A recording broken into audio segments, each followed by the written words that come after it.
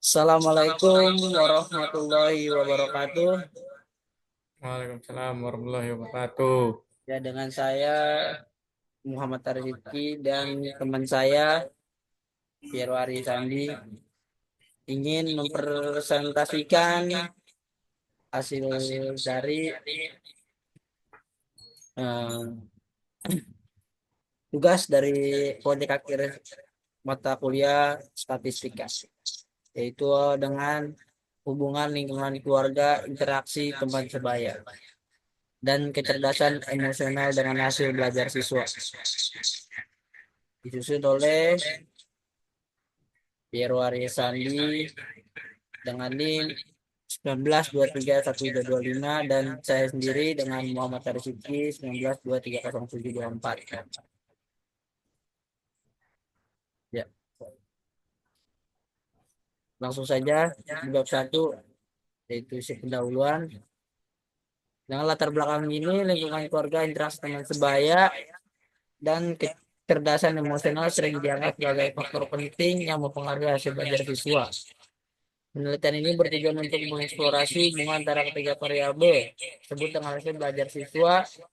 Dengan memahami hubungan ini, pendidikan dapat mengidentifikasi faktor yang berkontribusi pada peningkatan kualitas pembelajaran. Yang kedua ada rumusan masalah.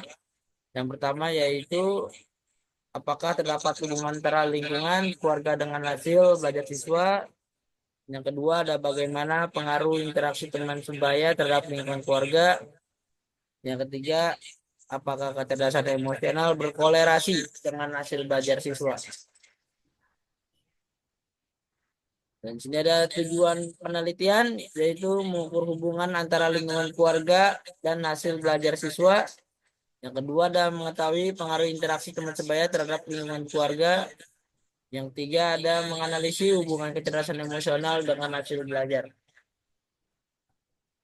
Ya, di sini ada manfaat penelitian secara teoretis. Manfaatnya itu memberikan kontribusi terhadap kajian faktor-faktor yang mempengaruhi hasil belajar siswa.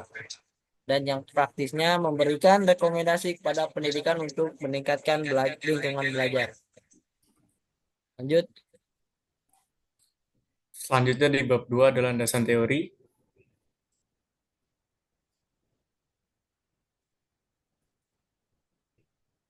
Di sini ada lingkungan keluarga. Lingkungan keluarga merupakan lingkungan pertama dan utama perkembangan anak. Keluarga memiliki peran penting dalam memberikan dukungan, motivasi, dan bimbingan bagi anak dalam proses belajar. Faktor-faktor seperti pola asuh, komunikasi antara orang tua dan anak, serta suasana emosional dalam keluarga dapat memengaruhi hasil belajar siswa. Next. Selanjutnya ada interaksi teman sebaya. Interaksi dengan teman sebaya juga menjadi salah satu faktor penting dalam proses belajar siswa. Teman sebaya seringkali menjadi tempat berbagi pengalaman, informasi, dan dukungan emosional. Dalam konteks pendidikan, interaksi yang positif dengan teman sebaya dapat meningkatkan motivasi belajar, keterampilan sosial, dan kemampuan bekerja sama. Selanjutnya ada kecerdasan emosional. Kecerdasan emosional mengacu pada kemampuan individu untuk mengenali, memahami, dan mengelola emosi diri sendiri serta orang lain. Konsep ini mencakup aspek-aspek seperti kesadaran diri, pengendalian diri, empati, dan keterampilan sosial. Kecerdasan emosional yang tinggi diyakini dapat mendukung keberhasilan siswa dalam berbagai aspek kehidupan, termasuk pendidikan. Siswa dengan kecerdasan emosional yang baik cenderung mampu menghadapi tekanan akademik, menyelesaikan konflik dengan teman sebaya, dan memotivasi diri untuk mencapai tujuan belajar. Sebaliknya, kurangnya kecerdasan emosional dapat menyebabkan kesulitan dalam mengelola stres, beradaptasi dengan lingkungan sosial, dan memengaruhi hasil belajar secara negatif. Selanjutnya ada hubungan lingkungan keluarga, interaksi teman sebaya, dan kecerdasan emosional dengan hasil belajar siswa. Hasil belajar siswa dipengaruhi oleh berbagai faktor, baik yang berasal dari lingkungan internal maupun eksternal. Lingkungan keluarga, interaksi teman sebaya, dan kecerdasan emosional merupakan tiga aspek penting yang saling berhubungan dalam menentukan keberhasilan akademik siswa. Yang pertama ada pengaruh lingkungan keluarga, yang kedua pengaruh interaksi teman sebaya, dan yang ketiga pengaruh kecerdasan emosional. Next, di bab 3 terdapat metodologi penelitian. Di sini jenis penelitian yang kami gunakan adalah penelitian kuantitatif dengan pendekatan regresi linear sederhana. Penelitian ini bertujuan untuk mengetahui pengaruh interaksi sebaya terhadap lingkungan keluarga.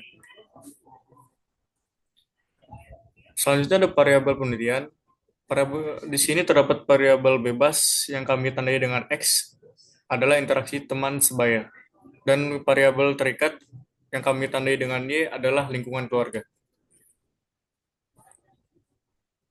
Selanjutnya ada teknik analisa data. Data yang diperoleh dianalisis menggunakan metode metode regresi linear sederhana dengan bantuan perangkat lunak SPSS. Dengan langkah-langkah analisis meliputi yang pertama ada statistik deskriptif untuk menggambarkan karakteristik data. Yang kedua, uji asumsi klasik termasuk uji normalitas heteros kedisitas. Yang ketiga ada uji regresi linear sederhana untuk mengetahui pengaruh variabel bebas terhadap variabel terikat. Next. Ya, di sini ada 4 hasil penelitian. Ya, itu ada statistik deskriptif. Ya, analisa statistik deskriptif dilakukan untuk memberikan gambaran mengenai data penelitian yang diinginkan. Ya, seperti data yang digunakan pada lingkungan keluarga mendapatkan nilai tengah yaitu mean 88,86 dan standar deviasi 8,72 dan mendapatkan nilai minimum sebesar 64 dan angka maksimumnya di angka 109 dan jumlah sampel ada 263 data sampel. Dan selanjutnya ada data interaksi teman sebaya yaitu mendapatkan nilai mean 87,43 dan standar deviasi juga mendapatkan di angka 7,44, mendapatkan nilai minimum di angka 663 dan maksimumnya di angka 107. Jumlah sampelnya masih sama dengan 263 data sampel. Dan di hasil belajar kita mendapatkan juga nilai rata-ratanya adalah 66,90 dan standar deviasinya penyebaran data sekitaran 14,57 dan variasi data ada di angka 212,18. Minimum nilai terendahnya ada 26 dan maksimum nilai tertingginya adalah 100. Jumlah sampel ada 203 data. Hasil ini bahwa rata-rata lingkungan kerja dan interaksi sebaya berada pada kategori yang tinggi. Nah, di sini ada hasil uji regresi sederhananya. Uji linear ini dilakukan mengetahui pengaruh interaksi teman sebaya terhadap lingkungan keluarga.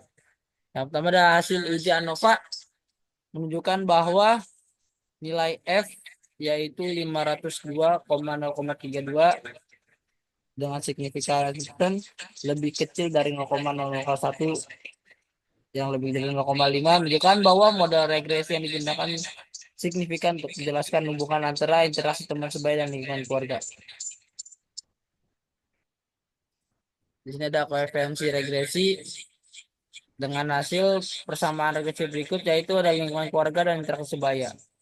Koefisien regresi variabel teman sebaya sebesar di angka 0,974 dengan signifikasi lebih kecil dari 0,1 menunjukkan bahwa interaksi teman sebaya memiliki pengaruh positif yang signifikan terhadap lingkungan keluarga. Artinya peningkatan 1 unit pada interaksi yang sebaya akan meningkatkan lingkungan keluarga sebesar 974 unit. Dan pembahasan di sini ada berdasarkan hasil analisa regresi disimpulkan bahwa interaksi teman sebaya memiliki pengaruh positif yang signifikan terhadap lingkungan keluarga.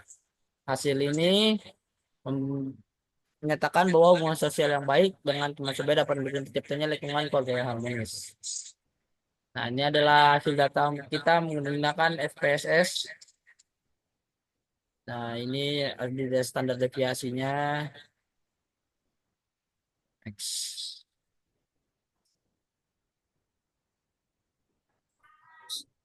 Dari Arovanya.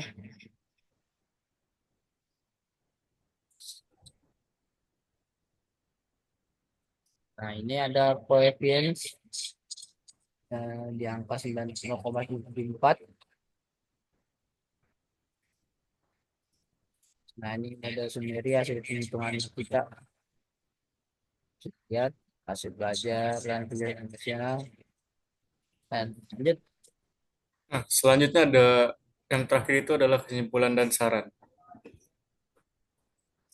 Next. Nah, di sini terdapat tiga kesimpulan yang telah kami dapatkan, yaitu yang pertama, interaksi teman sebaya secara signifikan memengaruhi lingkungan keluarga. Yang kedua, lingkungan keluarga berkolerasi dengan hasil belajar, tetapi tidak signifikan secara statistik. Yang ketiga, kecerdasan emosional memiliki hubungan positif dengan hasil belajar. Next. Sip.